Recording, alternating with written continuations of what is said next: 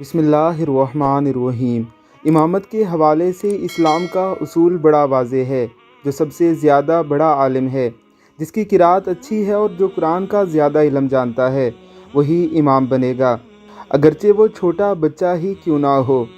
صحابہ کرام رضوان اللہ علیہم اجمعین کی جماعت بھی ایک چھوٹے بچے نے کروائی تھی، جسے آپ صلی اللہ علیہ وسلم نے اجازت دی تھی، کیونکہ وہ دوسرے لوگوں کی نسبت قرآن کا زیادہ اچھا قاری اور قرآن کو زیادہ حفظ کیے ہوئے تھا۔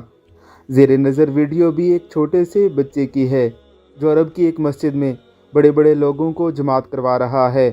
ذرا سنیے اس کی تلاوت کلام مجید۔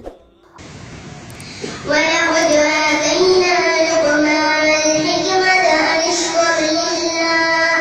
اشْكُرْ لِلَّهِ وَمَنْ يَشْكُرْ فَإِنَّمَا يَشْكُرُ لِنَفْسِهِ وَمَنْ كَفَرَ فَإِنَّ اللَّهَ غَنِيٌّ حَمِيدٌ وَإِذْ قَالَ لُقْمَانُ لِابْنِهِ وَهُوَ يَعِظُهُ يَا بُنَيَّ لَا تُشْرِكْ بِاللَّهِ إِنَّ الشِّرْكَ لَظُلْمٌ عَظِيمٌ وَوَصَّيْنَا الْإِنسَانَ بِوَالِدَيْهِ حَمَلَتْهُ أُمُّهُ وَهْنًا عَلَىٰ وَهْنٍ وَفِصَالُهُ فِي عَامَيْنِ أَنِ اشْكُرْ لِي وَلِوَالِدَيْكَ إِلَيَّ الْمَصِيرُ وَإِن جَاهَدَاكَ عَلَىٰ أَن تُشْرِكَ بِي مَا لَيْسَ لَكَ بِهِ عِلْمٌ فَلَا تُطِعْهُمَا اللہ رب العزت کی کروڑوں رحمتوں کا نزول ہو ان لوگوں پر جو اس گئے گزرے دور میں بھی اپنے بچوں کی عصری تعلیم کے ساتھ ساتھ